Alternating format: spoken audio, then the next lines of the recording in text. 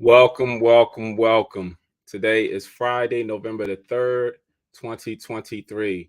Welcome to another episode of Real Estate, Real Life, Real Talk, and Real Live with your host, myself, Damon, the agent. I appreciate you all always joining me. Please also make sure that you follow me on all social media platforms, in which Damon, the agent, is the same on all social media platforms. If you have any real estate questions, please get them ready and send them in so I can answer them on the Q&A. But right now, and as always, I always like to begin my show talking about the latest real estate trend or topic or whatever may be going on. So I've been getting a lot of questions about what's a front foot fee. I'm going to explain what a front foot fee is, and I'm also going to give you some clarification and definition of a condo fee and also an HOA fee, in which many people have them. First of all, a front foot fee. A front foot fee are fees in which the construction company, aka builders, have transferred the cost of the installation of the water and sewer lines to the buyer. Now, a lot of people realize, like in the past couple of years, they have really come up a lot when people are purchasing new homes, and they was like, "Oh, well, where did this fee come from?" Because I don't remember it before. That because in the past the builders covered all of that cost. Now they have transferred that over because it had gotten so expensive when it pertains to installing these water lines for properties along with the sewer lines. So these charges are for the installation of the pipes that connect the homes to the public water and sewer system. That is what the front foot fees are for. And the front foot fees typically last about 20 to 40 years. So a lot of properties that people are buying these days, and these are with the newer properties, these are not with the older properties in which it covers the cost of those installation of the pipes and lines that covers your water and sewer, because it's a great expense that comes with that. So that's what the front foot fee is. Now, condo fees. People say, "Oh, well, why are we paying condo fees when, it's like an apartment?" Well, unlike an apartment, the condo gives you home ownership, in which an apartment, you don't have a tax write-off. A condo, you do, plus that is yours and everything. So the condo fees are normally paid monthly or quarterly, depending on the association and where you're located at. It covers the cost of most common areas. This can include landscaping, snow removal, building upkeep, if there's a gym, pool, and then in some cases, the condo fees also pays for all utilities. That's the water and electric. So when it pertains to the condo fees, depending on where you're buying at, you always want to make sure that before you actually purchase, you get to read the disclosures and bylaws, that you actually read these things to see what it's actually covering. Because let me get to the HOA. Now, with the HOA, a HOA fee refers to the amount of money that must be paid by certain types of residential property owners every month to the homeowners association, which is the HOA, homeowners association. These fees are collected to assist the association with maintaining and improving properties, and they're also to have some type of regulation and restrictions in place, because with some associations, they do not want certain things to occur, like let's say if people work in construction companies, they don't want a lot of trucks parked in the area. Well, they don't want, let's say if a homeowner wanted to, let's say if a homeowner wanted to build something like, I don't know, something crazy in their backyard or something, they don't want it to alter the identity of the neighborhood. So the associations have been put in place to regulate these things, because even though your home is your home that you own, you do have people who are affected by it and feel a certain type of way. So like I said, the homeowner associations, these are collected to assist the association with maintaining and improving the properties, but it's also to help regulate and restrict certain guidelines when it pertains to that. Now with the condo and HOA fees, those things are affiliated with an association. A lot of times, some people say, "Well, what am I paying? I'm not getting anything for it." This is why I say again, please make sure that you read the disclosures and bylaws, because wherever you're moving to, everything does not apply everywhere. There's some basic things that are common everywhere, like the building the building upkeep, snow removal, trash removal. Some of those things are common, but there are other things that are not common. So you really have to read those bylaws to make sure that you fully are getting and understanding what it is that that association is bringing to that area wherever you're looking to purchase property. Now, when it pertains to the front foot fee, the condo fees, and the HOA fees, these are fees outside of your mortgage when you're buying property.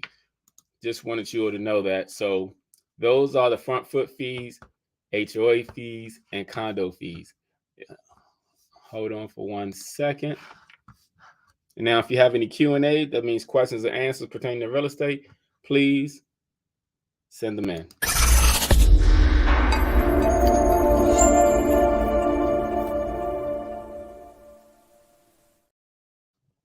Also, just to let you all know, I do not drink alcohol, so this is guava juice that I like. It tastes very, very good. So we're at the segment for the Q&A. The Q&A, which is the question and answer segment, in which people, have real estate related questions. They tend to want to know anything pertaining to real estate, and I have no problem answering them. So let's see what is the first question that I have today. All right. Somebody said, "Hey, Damon, most people are not even aware of the front foot fees. Great information. Keep up the good work." Thank you. I appreciate that. Thank you. Yeah, I just wanted to share that with the front foot fees, because some people asked, some people didn't know, some people wonder where it was coming from. So thank you. I appreciate that, Miss Queen of Real Estate. Again, now we're going to the Q&A session when it pertains to questions and answers. If you have any, please send them in so I can answer them. So I'm just reviewing my notes right now. So if my eyes are wandering, I'm just trying to see what the Q&As that are coming in for people. So hold on for 1 second. All right, the first question I have is, let me see, what does this say? And I always like to proofread them first before asking, just in case it's something.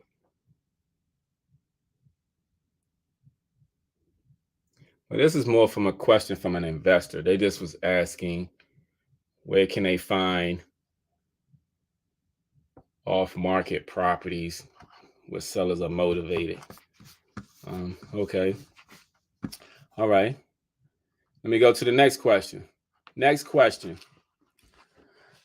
I am looking to purchase a foreclosed property, but without using my money. How can I do that?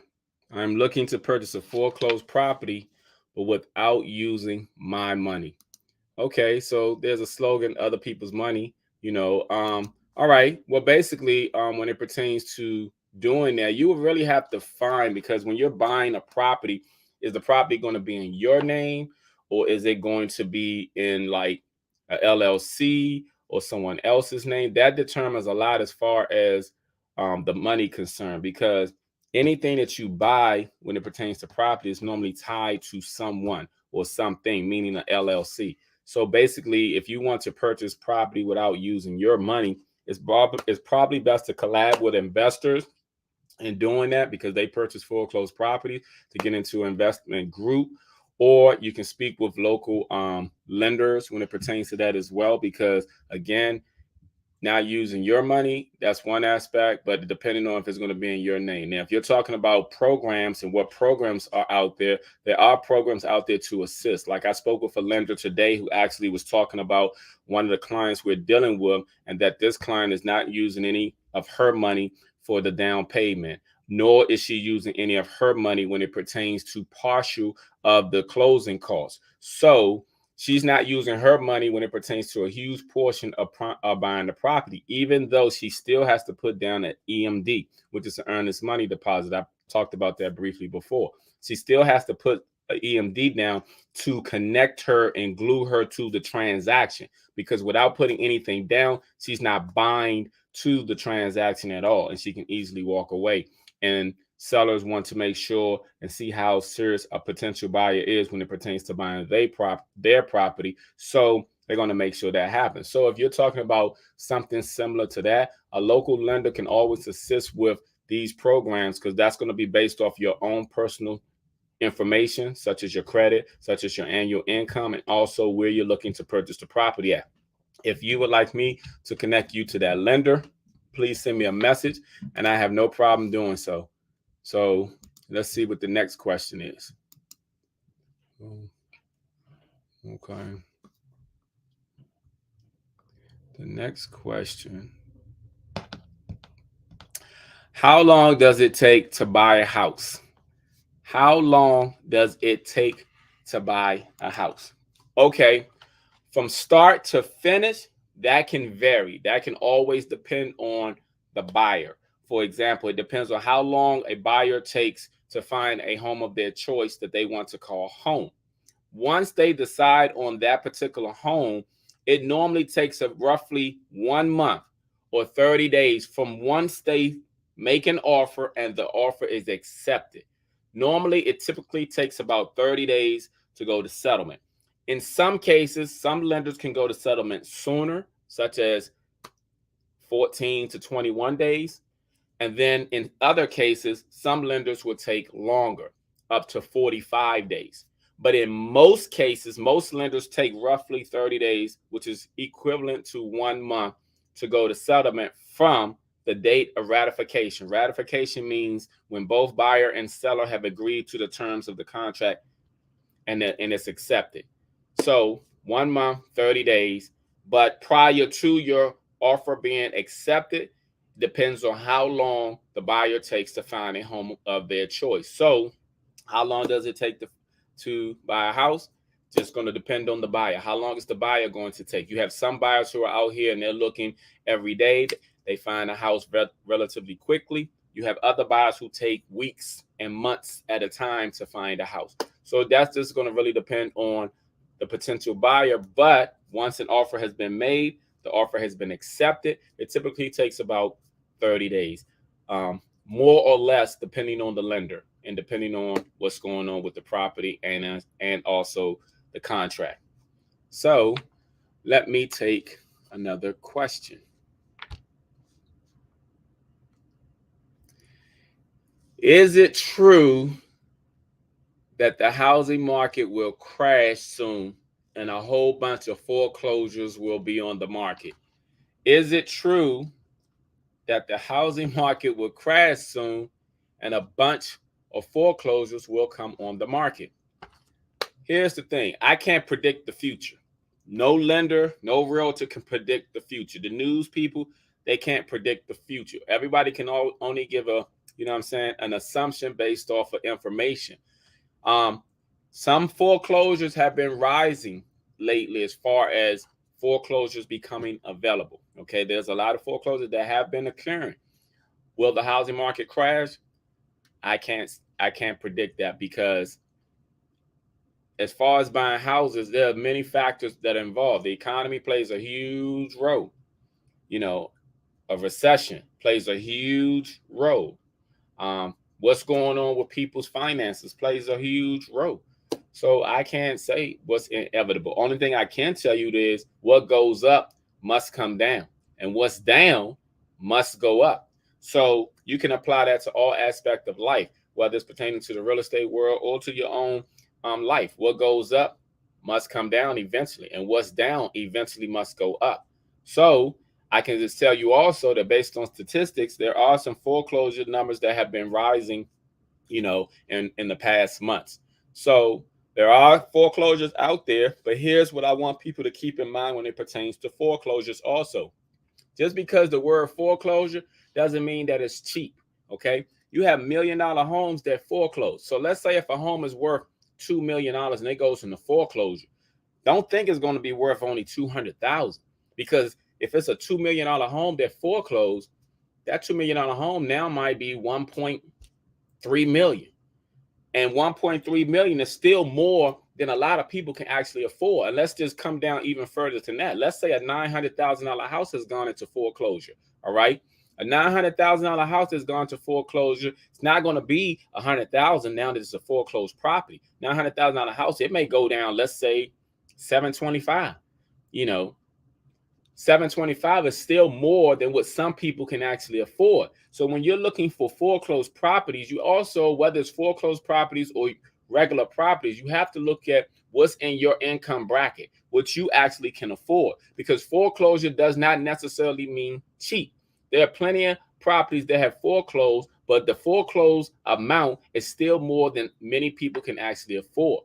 So when you're looking for foreclosure, make sure that you're looking in the price range that you can actually afford, because there are plenty of foreclosure houses that are out here that are more than some of the houses that are listed regularly that are on the market. So, and the reason why I say that is because some people have a misconception about foreclosures. They automatically think it's cheap, cheap, cheap, cheap, cheap.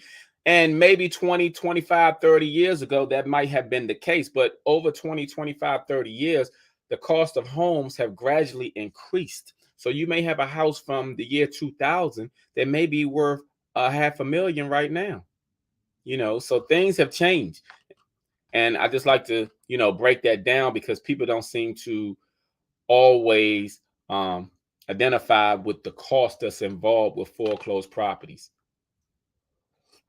I'm going to take one more question, and then I'm going to go into my topic of the day. Let me see the last question. The last question. Let's see what we got. Hold on.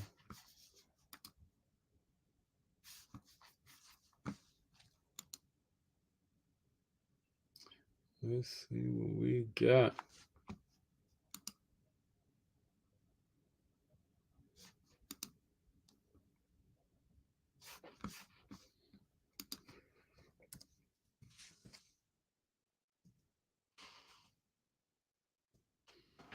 Okay. All right. Last question is, do you think interest rate will drop anytime soon? Do you think interest rate will drop anytime soon? Um, do I think that? I don't know. I don't like to deal with those numbers when it pertains to interest rate and everything, because interest rate always that's associated to people's credit. But with the current interest rate now, do I think the interest rate would drop anytime soon? No, I don't think it would drop anytime soon. And when you're talking about drop, you're talking about drop compared to what it was 2 years ago.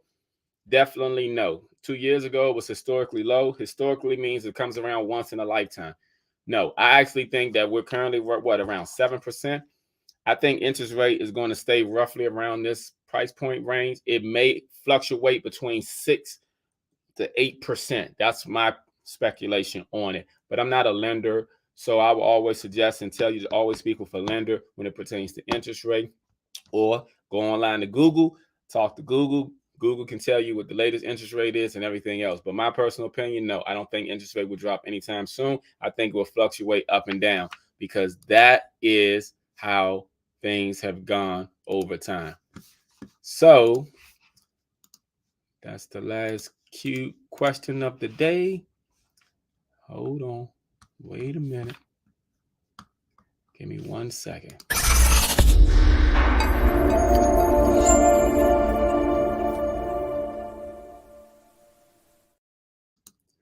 All right. My topic of today is called limited beliefs. Now, I wanted to talk about this because throughout the week, I had a conversation with a young lady, and I was talking to her about some things that I had been through. And then I also had another conversation. And this young lady was telling me about her goals in life and things, and the people around her, such as her family, who were all talking negativity to her. And she actually don't even live in the area. She lives in Florida. But we have a connection because, what I'm saying, I have a life insurance license, and she has a life insurance license as well too. So when we were talking, she was actually sharing with me things she wanted to do. She's going through a rough time right now. She's having a hard time financially. She got her kids that she's trying to do. She lost her car. She lost her job, you know, and she's still optimistic through the storm. She still believes in the good things that can come out. And what I shared with her was throughout life, you're going to have many people who are going to not believe in you as an individual, but you have to always believe in yourself. See, the thing about life is you can have family members, friends, your spouses, and everything who don't have hope or even believe in you. But see, God instilled that ideal in your head for a reason. You have to understand that, no one can tell anyone how high they can fly with their wings except God. See, and I had to share that. I remember when I first got into real estate and I was in a relationship, and the person told me they didn't see me selling one house. They said, I don't see you selling one house because there's thousands of real estate agents out here. And I said to them, well, that's kind of ironic because you do hair and there's thousands of hairdressers out here. And I also said to her that you're not God. See, only God can tell us how high we can fly with our wings, despite the people around us. And I also shared with her that you will have people around you that have a limited belief in you because they have a limited belief in themselves. You cannot put a limit on you because if you can envision it, you can have it. I don't care what it is in this world. Like, for example, myself, I have goals in life that I'm trying to strive within the next 5 years. I share with my goals with very few people because I don't want those people to say anything or whatever in that case. But here's the thing though. You're going to always have goals on top of goals on top of goals. If you can envision yourself anything, your career, your relationships, for your children, for yourself, you can get it. That's why they say if you can conceive it, if you perceive it, you can conceive it and you can achieve it. And the same thing goes to your beliefs. You have to think big in this world. Because if you don't think about this, many of you all can relate to going back to the same neighborhood you grew up in, and there's still people in that same neighborhood that when you were younger and stuff that never had gone or progressed in life, but you had. You know why? Because your dreams and goals was much bigger. You didn't have a limitation as far as that, because some people are limited to only their area. Some people only stay where they're comfortable with. They don't go outside their realm. That's why some people don't travel, because they're limited to where they are. They're limited to what they think. But you have to think big. Alexa, continue. And you have to think big about everything. Because in this world, what you have to understand is people are going to put limitations on you. This includes family. This includes friends. You know, Somebody told me a long time ago, think big. And the bigger I think, the more things come. Because what you got to understand is when one door closes, another door open. And sometimes people will close doors on you. But here's people who believe in God and believe in faith. See, faith without works is dead. When you have faith and you put in the effort, doors will open automatically for you. I've seen it in my own life. Doors open when you are trying to achieve. Sometimes you don't have the money, you don't have the resources, you don't have the strength, you don't have the connections, but things happen for you. Do not limit your belief in anything that you do, because if you limit your belief, guess what? They say as long as you can believe as small as a mustard seed, it will come about. Whatever it is you're going through in life and everything, you have to believe. You have to believe that you're going to have this, you're going to have that. You have to believe things will turn out for your favor. The only way you can't believe is if you see too much negativity, or if people are showing you a certain things that it can't happen or it won't be able to be done. But as long as you are trying and you have faith, things will work out. And it's also what you speak out of your mouth. See, life and death is what you say. I mentioned that before on one of my previous podcasts. It's what you say. It's what you believe. If you think something is dead, it's going to die. If you think you can't, then you can't.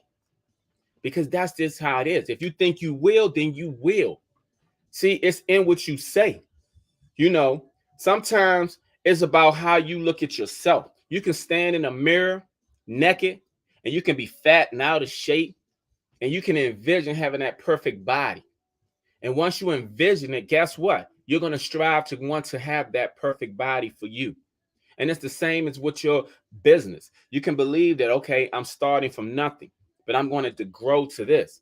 And eventually, as long as you continue to try, it will. It may not come overnight, and you may hit some negative spots before you hit the positive spot. But guess what? Eventually, it will come to be. Because what you got to understand is everything begins in your mind. It's how you believe. It's what you believe. See, the problem is sometimes you're associated with people who don't have the same belief as you. And when you associate yourself with people who don't have the same belief as you, then of course, you know what I'm saying, they're going to feed you their negativity, and they're going to tell you what you can't do, you know, and they're going to joke about it, they're going to laugh about it, or they're going to try to distract you, because what's one thing that the enemy comes to do? To steal, kill, and destroy. And one thing they do is they bring distraction. And sometimes distraction comes in the form of your siblings, your kids, your spouse, your co-workers, your neighbor. You know, distraction comes in all forms to take you off of your course or where you want to go. Because you got to understand, and everybody's not going to have the same vision as you. Everyone is going to not have the same belief as you. And because they don't have the same vision or belief as you, they can't see what you see. You got to believe. You got to think big. Alexa, turn the volume up. I do not own the rights to this music. Alexa, turn the music up. There's nothing my God cannot do. I know I can't sing, but there's nothing my God cannot do. You got to think big, people. You got to think big. Whatever you think, guess what? It can come. Do not limit your belief. Do not limit anything that you feel that you can do and achieve, because it's for you to see and believe. If you can conceive it and you believe it, you will achieve it as long as you put forth that effort. You have to strive for whatever it is that you want, because nothing that's worth having is going to be easy in life. But guess what? Don't limit yourself. Don't limit your belief, and don't be limited by the people around you. Get around people that's going to encourage you and tell you and show you, you know. And if you can't, guess what? Believe in yourself, because everybody who's been great in this world has had some tragedies and setbacks. People have slept in their cars. People have been evicted. People have been disowned by their family, and they turned around and they became very successful. Same thing can happen to you. So do not limit your belief in anything that you do in this world, because your belief is going to propel you to the next level in your life, despite the people around you, despite anything that's going on around you. Understand, there are many people with limited belief. That's why a lot of people are stuck where they at, because of what they think. They think they can't go no further. They think they can only have this job. They think they can't do any better. So they limit it. Be optimistic like you always are. If you have a dream about anything, because here's the thing, it's never too late or too early. You know, a lot of millionaires and billionaires have become successful after the age of 50. Warren Buffett, for example, after the age of 50. There are many people who start very early and become very successful in whatever you do. Understand, in this world, we have a limited time on earth. We're not going to live to be 500. You know, some people don't make it to be 50. Some people don't make it to be 100. But here's the thing, while you here, leave your mark. Whatever it is you do, because everybody has can change what's going on in the world, going on in your world. Do not limit your belief. Whatever you believe, believe it. You can achieve it. And it's going to come to you and for you. It's just a matter of time. Faith without work is dead. Remember that too. And if you all don't know, this song I'm listening to is called Big. It's by let me hold on. I gotta tell you who it's by.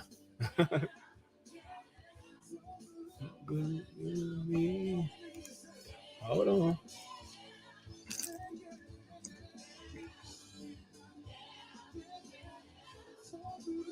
Hold on. I'm gonna give y'all this song, then I'm gonna go. Full Gospel Baptist Church Fellowship. Listen to the song. Hopefully it gives some of you motivation, inspiration to do the things that you know that you can do. Think big, be big. Do not limit your belief, people. because limiting your belief is limiting yourself. You can have whatever it is that you want in this world. You just have to believe, pray, and have. You can have it. So I'm going to end on that. Don't limit yourself. Let me do a quick recap. Again, today, the front foot fee, the condo fees, and the HOA fees. Front foot fees is what's the cost is being transferred to the new homeowners to pay for the water and sewer that's been installed to the property. At one point in time, people didn't have to pay that. The builders paid for it, but they have transferred that expense over to the new buyers, in which they have to pay for that up to 20 to 40 years. And the condo fees and HOA fees are fees that are by the association of the property that they're purchasing to keep regulations in place and restrictions in place, and in some cases to cover basic necessities such as snow removal, trash removals.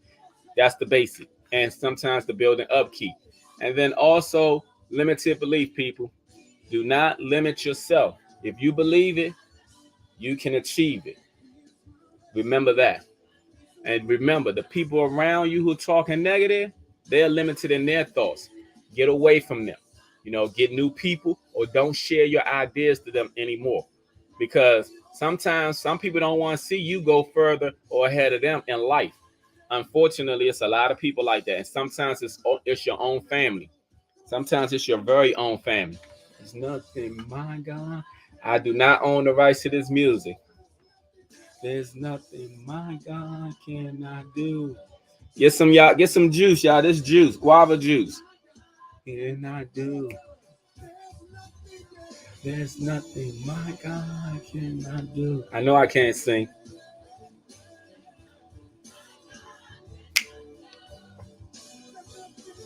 There's nothing my God cannot do.